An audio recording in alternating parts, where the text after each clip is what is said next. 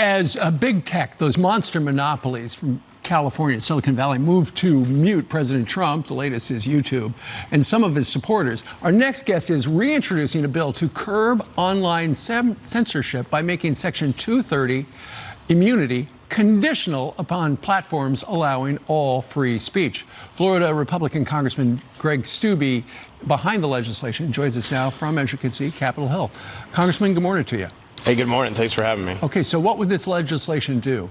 Well, on the outset, it applies what's called a market dominance test, because we still need to protect social media companies like Parler, who are very small, unlike these big behemoths like Facebook and Twitter and otherwise. So it applies that market dominance test. And if you are dominant in the marketplace, then you have to abide by the First Amendment rights of Americans. And if you cede members and others' First Amendment rights to free speech, then it creates a private right of cause of action for, say, the New York Post when they shut down that article about Hunter Biden, or businesses or individuals who are censored to have a private right of cause of action against that company in court. They should not have liability protection. If they are acting like newspapers and acting like Fox News or others and editorializing content, then they shouldn't have liability protection. You know what? That seems like a no-brainer, Congressman.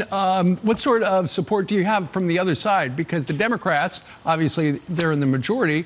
You need their help to get this through. And we've heard a bunch of Democrats are steamed at the social media platforms.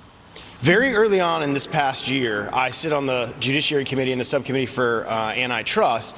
Chairman Cicilline had huge hearings, big research papers and memos on breaking up big tech. So their approach was, and you heard Elizabeth Warren talking about it on the campaign trail, their approach was break up these big companies like Facebook and Twitter and Google and Apple, and not look at it from a Section 230 perspective. So there was an article yesterday, the day before, that I saw Cicilline commenting that there's still some things that he wants to have done on this.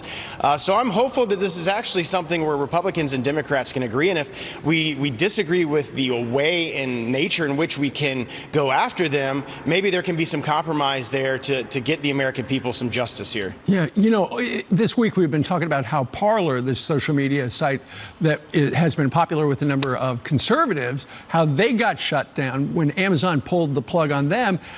The interesting thing about that, Congressman, is Amazon had cleared them like Thursday of last week, and then a day or two later, they go, you know what, we were wrong. We're going to pull the plug on you. And at the same time, within the same 24-hour period, Amazon and Apple and Google, they all pulled the plug on Parler, and it looked like it was collusion. It looked like these monopolies all got together and said, you know what, we're going to punish that site, which had a bunch of bad stuff on it in advance of the riots, but so does Twitter. The Ayatollah still has his Twitter feed. Yeah, I can guarantee you these big tech companies communicate with each other, and they do things like that, and it's specifically targeted at conservatives right now, and they do things like that because they can get away with it. I mean, you heard Jack Dorsey on Twitter in a congressional hearing say, oh, it was a mistake to censor the Hunter Biden story. It wasn't a mistake. It was a calculated decision that they made, knowing full well that they have liability protection. There's nothing that anybody can do about it. Indeed. All right, Congressman Greg Steube of the great state of Florida. Congressman, thank you very much. Thank you.